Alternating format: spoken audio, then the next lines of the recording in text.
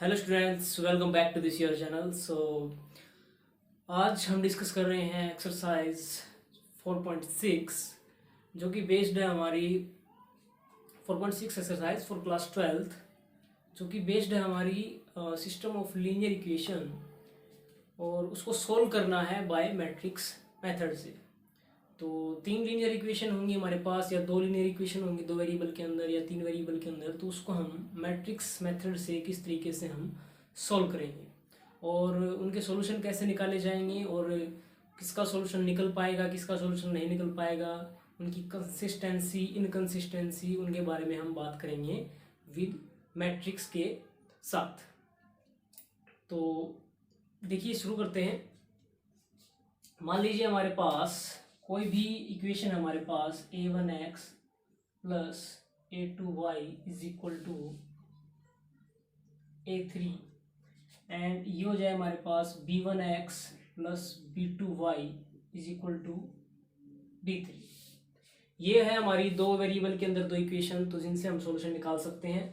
या हमारे पास 3 इक्वेशन हो सकती हैं 3 वेरिएबल के अंदर, a1x plus a2y plus a3z is equal to कोई भी हमारे पास d1 हो जाए, a2x b2x plus b2y plus b3z, ये हमारी सेकेंड इक्वेशन हो जाए, and b3x c1x c2y plus c3z is equal to d3। तो ये इनको हमें सोल्व करना हो या इनको हमें सोल्व करना हो तो किस तरीके से हम मैट्रिक्स मेथड को अप्लाई करेंगे।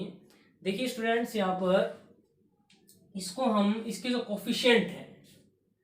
कोफिशिएंट है उसको हम मैट्रिक्स की फॉर्म के अंदर लिखेंगे। किस तरीके से, देखिए जो फर्स्ट इक्वेशन है उसमें जो पहला है जो कोफिशिएंट उनको मैं रो वाइज लगाऊंगा। पहली इक्वेशन को मीन्स a1 a2 और उसके बाद जो एक्स कोफिशिएंट है b1 है तो b1 b2 यहाँ सेकेंड इक्वेशन के लिए सेकेंड रो में इस तरीके से अप्लाई कर दो। यहाँ एक ध्यान रखेंगे कि जो सी फर्स्ट कॉलम में है एक्स के कोफिशिएंट आएंगे और जो सेकंड कॉलम में है वो वाई के कोफिशिएंट ही आएंगे। तो इस तरीके से जो मैट्रिक्स बनती है उसको मैं ए नाम दे देता हूँ और एक्स और वाई जो हमें फाइंड आउट करने हैं उनको मैं इस तरीके से कॉलम में लगा लूंगा एक्स वाई, और जो हमारा कांस्टेंट है उसको मैं बी मैट्रिक्स नाम दे देता हूँ, उसको भी मैं कॉलम में इस तरीके से लगा लेता हूँ जो मेरा इक्वल टू है। इट मीन्स ये जो है इन चीज़ों को हमने मैट्रिक्स फॉर्म में लिख दिया। तो क्या है कि इन कोफिशिएंट की एक्स वाई से मल्टीप्लाई करें, इट मीन्स ये ए की एक्स से मल्टीप्लाई करें तो किसके इक्वल आ रहा है, ये जो कांस्टेंट टर्म है और उसकी मैट्रिक्स क्या है हमारे पास बी। तो जो इस तरीके से ये है, इस फॉर्म को मैंने मैट्रिक्स फॉर्म में इस तरीके से लिखा है और जब ये आप ये चीज़ें करेंगे तो आपकी वही जो है सिस्टम ऑफ लीनियर इक्वेशन आपको मिल जाती है। तो मतलब इस चीज़ को मैंने इस फॉर्म में लिख लिया। इसी तरीके से यहाँ इस जो 3 इक्वेशन है 3 वेरिएबल के अंदर, इसको भी हम मैट्रिक्स फॉर्म में बना सकते हैं, जहाँ ए मैट्रिक्स आपकी बन जाएगी a1 a2 a3, b1 b2 b3 और c1 c2 c3। और जो x मैट्रिक्स है उसको हम कॉलम में लगा लेंगे, 3 वेरिएबल हैं तो x y z, और यहाँ जो b मैट्रिक्स है वो आपकी जो इक्वल टू में जो कांस्टेंट आपके वो हो जाएंगे d1 d2 d3। तो इस तरीके से a x एंड b हम दोनों सिस्टम के अंदर हम बना सकते हैं। अब बात रह जाती है कि इनका सॉल्यूशन, कंसिस्टेंसी और इनकंसिस्टेंसी या किस तरीके से सॉल्यूशन होगा। देखिए ये जो ए मैट्रिक्स है ये 2 क्रॉस 2 ऑर्डर की स्क्वायर मैट्रिक्स होगी यहाँ पर, और यहाँ पर होगी 3 क्रॉस 3 ऑर्डर की स्क्वायर मैट्रिक्स। तो जो ए मैट्रिक्स है वो आपके हमेशा ही एक जो ए मैट्रिक्स है वो आपके हमेशा ही एक स्क्वायर मैट्रिक्स बनेगी। तो हम क्या करेंगे, हम इसका डिटर्मिनेंट निकालेंगे। तो 2 केस हो सकते हैं आपके पास। केस फर्स्ट जो है कि वो डिटर्मिनेंट 0 की इक्वल आ जाए, और केस सेकंड जो है वो है कि डिटर्मिनेंट 0 की इक्वल ना आए। तो दोनों केस हो सकते हैं। तो जब डिटर्मिनेंट की वैल्यू नॉन जीरो होगी तो वहां पर इसका यूनिक सॉल्यूशन होगा, मीन्स आपका एक सॉल्यूशन ही आपको मिलेगा। ओके, तो डिटरमिनेंट ऑफ ए जो है वो अगर नॉन जीरो है तो इसका मतलब आपको यूनिक सॉल्यूशन मिलेगा। और वो कैसे मिलेगा, ये जो सिस्टम ऑफ लीनियर इक्वेशन था A X is equal to B, तो यहाँ पर मैं ए इनवर्स की, हमें एक्स चाहिए, देखिए एक्स और वाई की वैल्यू चाहिए, तो एक्स मैट्रिक्स इक्वल टू चाहिए मेरे को। तो यहाँ से ए को मुझे गायब करना है, तो मैं ए इनवर्स की दोनों साइड प्री मल्टीप्लाई कर देता हूँ। तो ए इनवर्स की ए से मल्टीप्लाई आइडेंटिटी मैट्रिक्स बनेगी, और आइडेंटिटी की एक्स से मल्टीप्लाई एक्स, तो ये बनेगा ए इनवर्स बी। तो एक्स मैट्रिक्स मेरे को कैसे मिलेगी, ए का जो मैट्रिक्स है उसका इनवर्स की मल्टीप्लाई कर देंगे हम बी मैट्रिक्स के साथ, और फिर हमें क्या मिल जाएगा, हमारा सॉल्यूशन मिल जाएगा। तो एक तो ये हो गया, ये जो केस है ये फाइनली हमारा हो चुका है। उसके बाद बात रह जाती है कि अगर डिटर्मिनेंट की वैल्यू जीरो है, तो डिटर्मिनेंट की वैल्यू जीरो है तो क्या होगा, हम क्या करवाएंगे, जहां जैसे बी की हमने ए इनवर्स के साथ मल्टीप्लाई करवाई थी, इस केस में हम क्या करेंगे, अब डिटर्मिनेंट की वैल्यू तो जीरो हो चुकी, अब जीरो की हो चुकी तो जीरो, इसका मतलब ये सिंगुलर मैट्रिक्स है, और डिटर्मिनेंट जीरो होता है तो इनवर्स भी नहीं निकल पाता, क्योंकि हमने पीछे ये पढ़ा है। तो इनवर्स निकलेगा ही नहीं, तो बी के साथ किसकी मल्टीप्लाई करवाएंगे। तो उसके लिए क्या है, हम क्या चेक करेंगे, हम इसका एडजॉइंट निकालेंगे, इस मैट्रिक्स का जहां डिटरमिनेंट की वैल्यू जीरो आ जाएगी, हम उस मैट्रिक्स का क्या निकाल लेंगे, एडजॉइंट। तो एडजॉइंट की मल्टीप्लाई करेंगे हम बी के साथ, और इस केस में भी एडजॉइंट की मल्टीप्लाई, इसमें दो केस बनते हैं कि ये इन दोनों, इनकी प्रोडक्ट क्या हो जाए, एक जीरो मैट्रिक्स हो जाए, और इनकी प्रोडक्ट जीरो मैट्रिक्स ना हो। ओके, मीन्स कुछ ना कुछ नॉन जीरो बच जाता हो और इसमें सारी जीरो आ जाती है। तो जिसमें नॉन जीरो होगा उसमें आपका कोई सॉल्यूशन नहीं निकलेगा, नो सॉल्यूशन, आपका कोई भी सॉल्यूशन नहीं निकलेगा। और जिसमें आपका जीरो हो गया उसमें आपके इनफाइनाइट मैनी सॉल्यूशन निकलेंगे। तो इनफाइनाइट मैनी सॉल्यूशन निकलेंगे मीन्स आपके दो वेरिएबल है या तीन वेरिएबल है, तो उसमें हम एक की वैल्यू को कोई सी वेरिएबल के इक्वल पुट करके हम दूसरे वेरिएबल की हम वैल्यू निकाल सकते हैं के टर्म के अंदर या किसी भी नंबर के अंदर, मतलब डिपेंडेंट सॉल्यूशन बनेंगे आपके। तो यहाँ पर दोबारा से देख लीजिए, किसी जो भी स्क्वायर मैट्रिक्स है ए, उसका हम डिटर्मिनेंट निकालेंगे, डिटर्मिनेंट निकालने के बाद ये देखेंगे कि उसका नॉन जीरो डिटर्मिनेंट है या जीरो डिटर्मिनेंट आ रहा है। अगर नॉन जीरो है तो यूनिक सॉल्यूशन, और अगर जीरो आ रहा है तो एडजॉइंट ए की हम बी से मल्टीप्लाई करेंगे, अगर वो भी जीरो आ रहा है तो इनफाइनाइट मैनी सॉल्यूशन, और अगर वो जीरो नहीं आ रहा है तो वो क्या हो जाएगा, उसमें कोई सॉल्यूशन नहीं निकलेगा। अब बात आती है कंसिस्टेंसी एंड इनकंसिस्टेंसी की। देखिए, जिसमें कम से कम एक सॉल्यूशन हो वो जो सेट होते हैं वो होते हैं हमारे कंसिस्टेंट, और जिसमें कोई सॉल्यूशन नहीं निकलता वो होता है हमारा इनकंसिस्टेंट। तो यहां देखिए सॉल्यूशन किसमें नहीं निकला है, नो सॉल्यूशन इसमें है, तो ये क्या है, इनकंसिस्टेंट होगा। और इसमें यूनिक सॉल्यूशन के अंदर, इनफाइनाइट मैनी सॉल्यूशन के अंदर हमारा क्या है, कम से कम एक सॉल्यूशन तो जरूर निकलेगा, यहाँ कम से कम एक ही सॉल्यूशन निकलेगा, यहाँ एक से ज्यादा भी निकल सकते हैं। तो इसमें क्या होगा, कंसिस्टेंट जो है सेट होगा।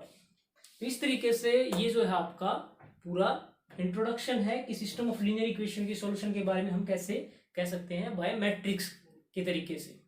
तो देखिए यहाँ पर जब आप कुछ एग्जाम्पल देखेंगे तो आप अच्छे से समझ पाएंगे। तो जो फर्स्ट जो 1 से लेकर के 6 क्वेश्चन हमारे एक्सरसाइज के, उसमें आपको यही चेक करना है कि वो कंसिस्टेंट है या इनकंसिस्टेंट है।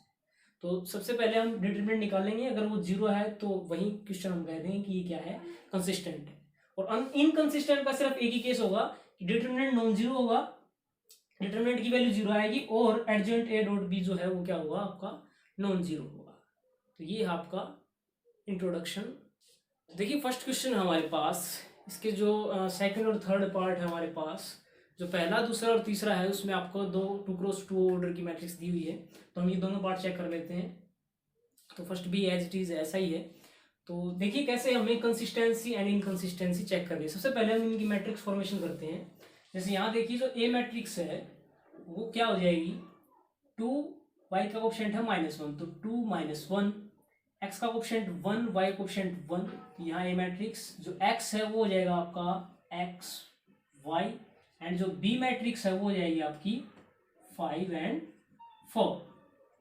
तो जो a का डिटरमिनेंट हम चेक करेंगे, तो a का डिटरमिनेंट क्या हो जाएगा, देखिए यहाँ पर 2 की 1 से मल्टीप्लाई 2, -1 की 1 से मल्टीप्लाई -1, तो ये हो जाएगा 2 माइनस माइनस प्लस 1 2 प्लस ये हो जाएगा 3। तो देखिए यहाँ ये क्या है, नॉन जीरो है, तो इट मीन्स अगर डिटर्मिनेंट आपका नॉन जीरो आता है तो इसमें कौन कितने सॉल्यूशन निकलते हैं, यूनिक सॉल्यूशन। इसका मतलब ये क्या है, कंसिस्टेंट है। तो ये तो सरल सा क्वेश्चन था। देखिए थर्ड जो क्वेश्चन है इसको भी हम यहाँ पर ए मैट्रिक्स बनाएंगे, तो एक्स कोएफिशिएंट 1 वाई का हो गया 3, एक्स कोएफिशिएंट 2 वाई का 6, एक्स जो है वो हो जाएगा हमारा एक्स वाई, एंड जो बी है वो हो जाएगी हमारी 5 8। इसका डिटरमिनेंट हम चेक करेंगे, तो देखिए 6 की 1 से मल्टीप्लाई 6 माइनस 3 2 जा 6, 6 माइनस 6 0, तो डिटरमिनेंट ए की वैल्यू जो है वो क्या आ गई 0। तो उसके बाद हमारे पास दो केस होते हैं कि हम एडजॉइंट ए निकालते हैं, तो एडजॉइंट ए निकालिए एक बार इसका। तो एडजॉइंट ए निकालने के लिए जो है 2x2 ऑर्डर की मैट्रिक्स के लिए हमने एक शॉर्ट जो मेथड है वो बताया था कि जो डायगोनल एलिमेंट हैं उनको हम इंटरचेंज कर देंगे, मीन्स ये हो जाएगा 6 1 और इनके हम निशान चेंज कर देंगे, तो -2 -3। अभी हमें क्या करना है कि एडजॉइंट ए की हमें b से मल्टीप्लाई करवानी है। इट मीन्स 6 -3 -2 1, इसकी हम b से मल्टीप्लाई करेंगे। b मैट्रिक्स क्या हमारे पास 5 8। तो जब आप मल्टीप्लाई करवाएंगे 6 की 5 से मल्टीप्लाई 30 माइनस के 24, उसके बाद सेकंड रो की फर्स्ट कॉलम के साथ -2 की 5 के साथ माइनस के 10 एंड 1 की 8 के साथ मल्टीप्लाई +8, तो ये हो जाएगा हमारे पास 6 -10 + 2, ये हो जाएगा -2। इट मीन्स ये क्या है, ये जीरो मैट्रिक्स तो नहीं बनी, तो ये क्या हुआ, नॉन जीरो मैट्रिक्स ये आपकी बन गई है। तो नॉन जीरो मैट्रिक्स बन जाती है तो इसका मतलब क्या होता है कि इसमें कोई सॉल्यूशन नहीं निकलेगा। It means adjoint A dot B जो है वो आपका नॉन जीरो आ गया। नॉन जीरो आ गया तो इसमें क्या होता है कि कोई भी सॉल्यूशन नहीं निकलता। इसका मतलब ये क्या है, इनकंसिस्टेंट है। नेक्स्ट है हमारे पास फोर्थ क्वेश्चन 3x3 ऑर्डर का। तो इसमें हमें चेक करना है कि कंसिस्टेंट है इनकंसिस्टेंट। फिफ्थ और सिक्स्थ दोनों एक जैसे क्वेश्चन है। तो देखिए कैसे, यहाँ पर पहले मैट्रिक्स फॉर्मेशन हम कर लेते हैं। x का y का जेड कोएफिशिएंट है 1 1 1 2 3 2 एंड इसके कोएफिशिएंट है a and 2a, a and 2a। तो ये मैट्रिक्स है और जो x मैट्रिक्स है वो आपकी जो वेरिएबल है x y एंड z उसको हम कॉलम में लगा लेंगे, और जो b मैट्रिक्स है वो आपकी बनेगी 1 2 4 जो कांस्टेंट है इक्वल में वो।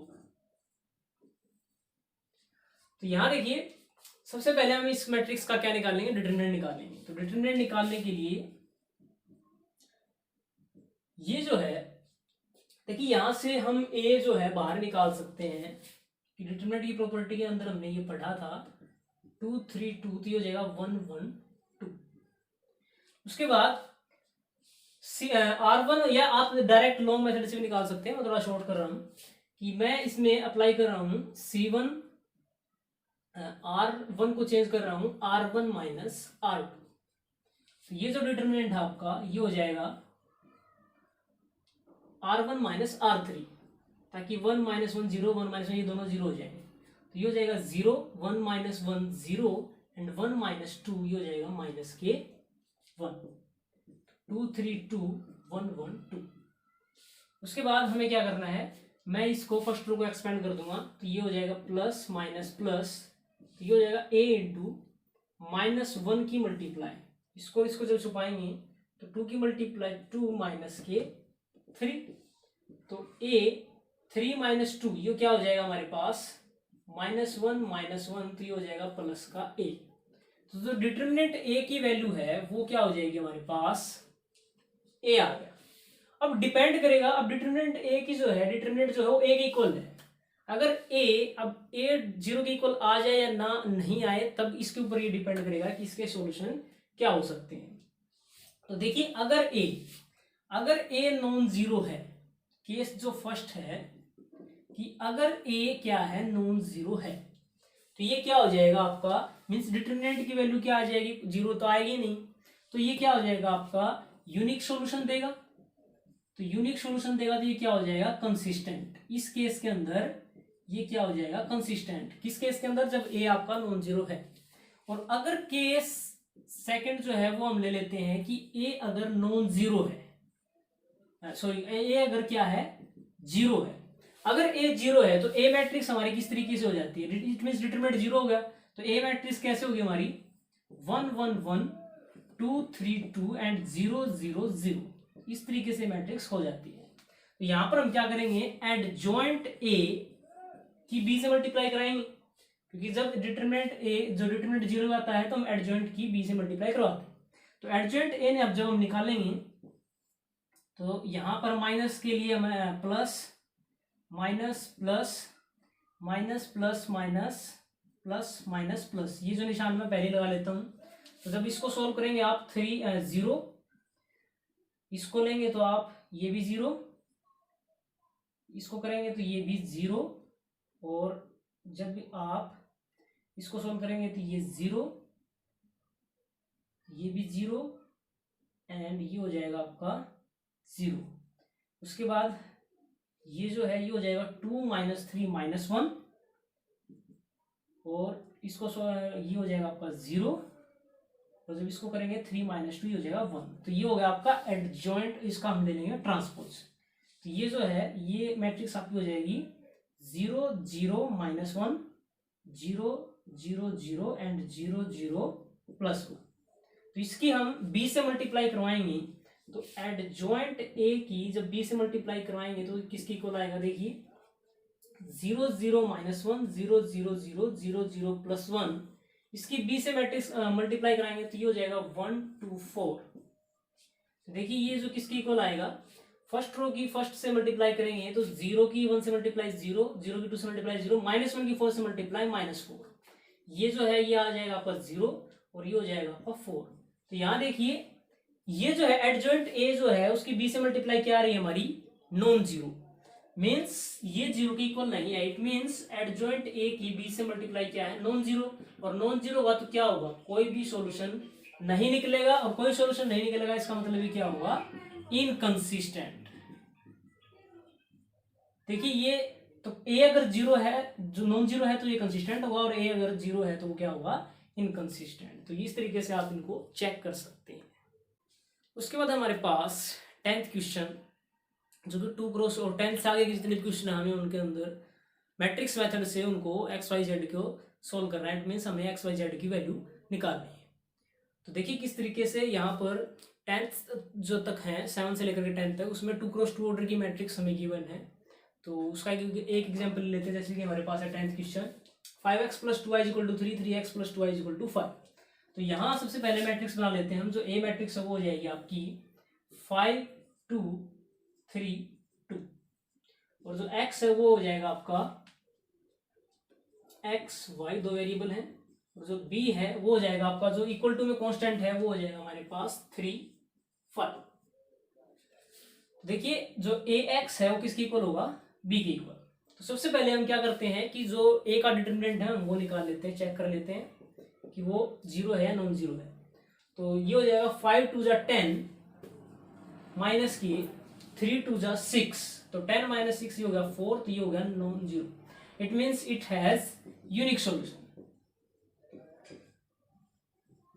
It has unique solution.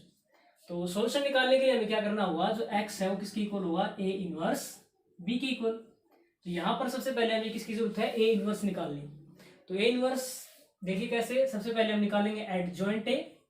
तो एडजॉइंट a, इस मैट्रिक्स का एडजॉइंट निकालना है तो आपको तरीका बता रहा है, एक शॉर्ट ट्रिक 2 क्रॉस 2 के लिए, कि 5 और 2 को जो डायगोनल एलिमेंट उनको हम कर देंगे इंटरचेंज, और इनके हम निशान चेंज कर देंगे -3 - 2। तो जो a इनवर्स है वो आपका क्या हो जाएगा, 1/डिटरमिनेंट a एंड एडजॉइंट a। तो 1/डिटरमिनेंट a की वैल्यू हमारे पास 4, और जो ये मैट्रिक्स ये हो जाएगी हमारे पास 2 - 2 -3 5, ये हो जाएगा हमारे पास a इनवर्स। अभी हमें क्या करना है, जो x है वो किसकी इक्वल है, a इनवर्स b। तो 1/4 बाहर रहेगा आपका, उसको बाहर ही रहने दीजिए, बाद में हम मल्टीप्लाई कर लेंगे। -3 5, इसकी हमें b से मल्टीप्लाई करानी है, जो कि हमारे पास 3 5। तो 1/4, तो देखिए फर्स्ट रो की इस कॉलम के साथ पढ़ाएंगे 2 3 = 6 -k -2 की 5 के साथ -10। उसके बाद -3 की 3 के साथ -9 प्लस 5 5 जा 25, तो ये हो जाएगा 1/4, 6 - 10 -4, 25 -9, ये हो जाएगा हमारे पास 16। तो 1/4 एक्स की जो किसकी इक्वल है XY, तो 1/4 के अंदर मल्टीप्लाई कराएंगे तो ये हो जाएगा -4/4 एंड 16/4, जो कि हो जाएगा हमारा 4 से 4 कैंसिल -1 एंड 4 4 जा 16 4। तो ये जो है एक्स की वैल्यू किसकी इक्वल होगी हमारी -1 की इक्वल, एंड वाई की वैल्यू किसके इक्वल होगी हमारी 4 के इक्वल। तो इस तरीके से आप इन क्वेश्चंस को कर सकते हैं। आगे हमारे पास 3x3 ऑर्डर की जो है 3 वेरिएबल की जो इक्वेशन है उनको हमें सोल्व करना है। तो तरीका वही रहेगा। तो देखिए कैसे, यहाँ पर एक एग्जाम्पल ले लेते हैं हम, जैसे कि हमारे पास है क्वेश्चन 11। तो देखिए यहाँ पर एक्स वाई जेड, यहाँ पर एक्स वेरिएबल नहीं है, तो मैं इसको 0 × x लिख सकता हूँ कि 0 से x से मल्टीप्लाई 0 एंड 0 की इसके अंदर ऐड करें तो कोई फर्क नहीं पड़ने वाला। तो इस तरीके से मैं ए मैट्रिक्स हमारी क्या हो जाएगी 2 1 1 1 -2 -1 एंड 0 3 -5 3 -5, और जो x है वो हो जाएगा हमारा XYZ, और जो B मैट्रिक्स है वो इक्वल टू में 1 3/2 1 3/2 एंड ये हो जाएगा हमारे पास 9। तो देखिए सबसे तो AX जो है वो किसकी इक्वल हो जाएगा B के इक्वल। तो यहां पर सबसे पहले हम डिटरमिनेंट A निकालेंगे। तो डिटरमिनेंट A निकालने के लिए देखिए यहाँ पर ये हो जाएगा प्लस माइनस प्लस 2 से मल्टीप्लाई करेंगे किसकी -5 की 2 से, माइनस ये हो जाएगा प्लस के 10, माइनस की 3 की -1 से मल्टीप्लाई -3 -3 की माइनस से ये हो जाएगा +3। उसके बाद होगा हमारे पास माइनस के 1 की -5 के साथ -5, 0 की -1 के साथ 0, उसके बाद +1, 3 की 1 के साथ 3 -0, तो 10 + 3 13 2 जा 26, -5 की -1 के साथ +5 एंड +3, ये हो जाएगा हमारे पास 34। तो इस तरीके से जो ये है हमारा नॉन जीरो हो गया, इट मीन्स ये क्या आएगा यूनिक सॉल्यूशन। उसके बाद हमें ए इनवर्स निकालना है। इट मीन्स एक्स की जो वैल्यू है वो किस तरीके से निकलेगी ए इनवर्स बी के साथ मल्टीप्लाई करेंगे। तो देखिए सबसे पहले निकालते हैं हम एडजॉइंट ऑफ ए।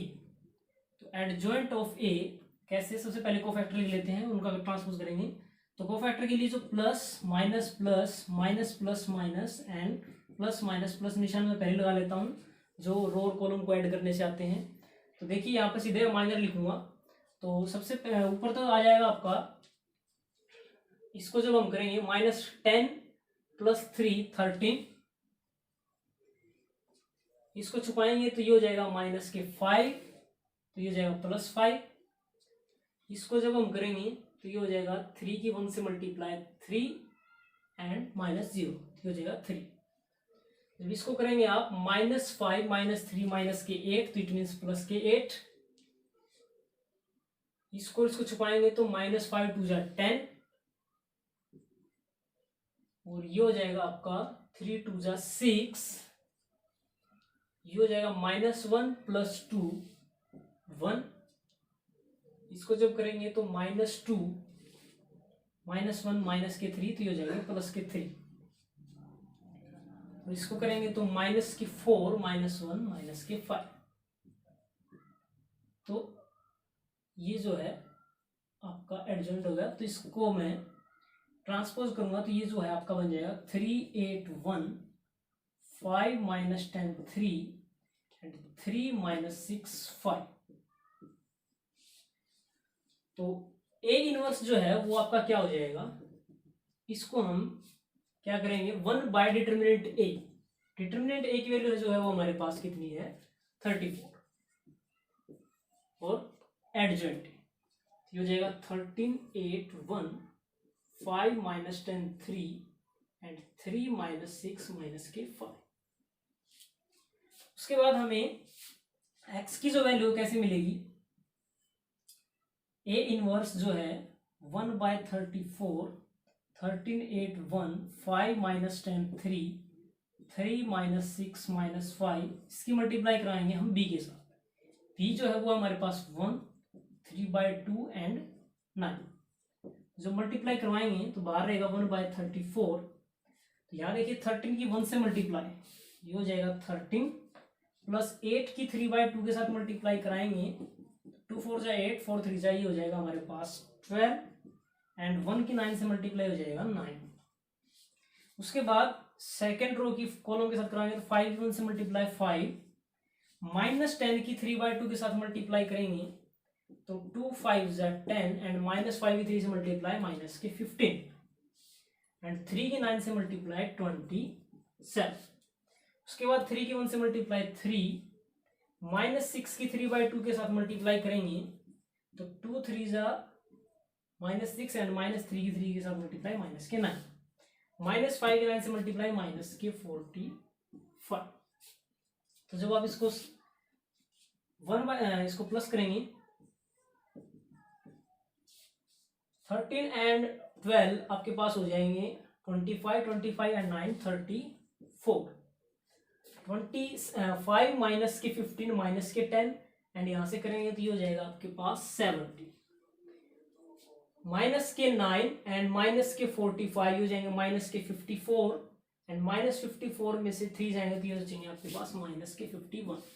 तो सबको हम 34 से जब डिवाइड करेंगे 34 34 34 तो यहाँ हो जाएगा 1, 17 2 जा 34 1/2 एंड 17 2 जा 34 17 3 जा 15, हो जाएगा माइनस के 3/2। तो जो x है वो आपका किसके इक्वल था, x y z। तो x की वैल्यू क्या हो जाएगी आपकी 1, y की वैल्यू हो जाएगी आपकी 1/2 एंड z की वैल्यू हो जाएगी आपकी माइनस के 3/2। तो इस तरीके से आप इन क्वेश्चंस को कर सकते हैं। उसके बाद हमारे पास 16 क्वेश्चन, लास्ट क्वेश्चन। तो देखिए क्या कह रहा है, आप जब स्टेटमेंट पढ़ेंगे मैथ के अंदर तो cost of 4 kilogram onion 3 kilogram wheat and 2 kilogram rice, उसका कॉस्ट जो है टोटल कितना आता है 60। 2 kilogram onion 4 kilogram wheat 6 kilogram rice, उसका जो कॉस्ट है टोटल वो 90 and 3 kilogram onion and 2 kilogram wheat and 3 kilogram rice का जो कॉस्ट है वो है ₹70। तो आपको क्या निकालना है, मैट्रिक्स मेथड का यूज करके आपको जो व्हीट का प्राइस निकालना है, ओनियन का प्राइस निकालना है, राइस का प्राइस निकालना है पर किलोग्राम के हिसाब से। तो जो चीज़ें इन्होंने लेट की हैं, सबसे पहले हम इक्वेशन बनाते हैं। देखिए लेट कर लेते हैं, late price of 1 kilogram onion, वो मान लेता हूँ मैं x रुपीज, सारा रुपीज में है। 1 किलोग्राम व्हीट तो ये हो जाएगा y एंड 1 किलोग्राम राइस तो ये हो जाएगा z। देखिए पहली कंडीशन क्या कह रहा है, उसने कितना जो है 4 किलोग्राम उन्होंने लिया है, 1 किलोग्राम का x रुपए तो 4 का हो जाएगा 4x। 1 किलोग्राम वेट y रुपए का है, 3 किलोग्राम वेट कितने का हो जाएगा 3y। 1 किलोग्राम राइस है वो z रुपए का है तो 2 किलो राइस जो हो जाएगा वो जाएगा 3z। सो टोटल कॉस्ट है वो कितना है, उसने दिया है ₹60। ये हो गया आपकी पहली इक्वेशन। उसके बाद 2 kilogram onion it means 2x, 4 kilogram weight हो जाएगा 4y एंड 6 किलोग्राम राइस हो जाएगा 6z is equal to total cost है 90। सिमिलरली थर्ड इक्वेशन बनेगी 6 किलोग्राम ओनियन है तो 6x, 2 किलोग्राम व्हीट है तो ये हो जाएगा 2y प्लस 3 किलोग्राम राइस है तो ये हो जाएगा 3z इज इक्वल टू 70। ये पहली इक्वेशन, दूसरी इक्वेशन, तीसरी इक्वेशन। तो यहां से पहले आप मैट्रिक फॉर्मेशन कीजिए तो ये हो जाएगा 4 3 3 2 4 6 6 2 3। x हो जाएगा आपका एक्स वाई जेड, तो ये एक्स वाई जेड की वैल्यू हमें निकालनी है, इट मीन्स एक्स की वैल्यू निकालनी है। और जो b है वो हो जाएगा आपका 60 90 एंड 70। तो ए एक्स जो है वो किसके इक्वल हो जाएगा b के इक्वल, और x की वैल्यू क्या हो जाएगी a इनवर्स b। तो इस मैट्रिक्स का पहले आप डिटरमिनेंट निकाल लिए, फिर a इनवर्स निकाल लीजिए और फिर b के साथ मल्टीप्लाई करके हम एक्स वाई जेड की वैल्यू निकाल सकते हैं, जो जैसे कि हमने पिछले क्वेश्चंस में किया है। तो इस तरीके से आप इस क्वेश्चन को कर सकते हैं। तो ये थी आपकी एक्सरसाइज 4.6। तो हरियाणा बोर्ड के अंदर हर साल इस एक्सरसाइज में से एक 6 मार्क्स का क्वेश्चन जरूर पूछा जाता है। तो मार्क्स के वेटेज के अनुसार भी ये जो है एक्सरसाइज काफ़ी इंपॉर्टेंट है, तो प्लीज़ आप इसको अच्छे से कर लें। और फिर भी अगर कोई प्रॉब्लम अगर आपकी रह रही है या कोई रह जाती है तो आप कमेंट सेक्शन में अपना कमेंट डालना बिल्कुल ना भूलें। धन्यवाद।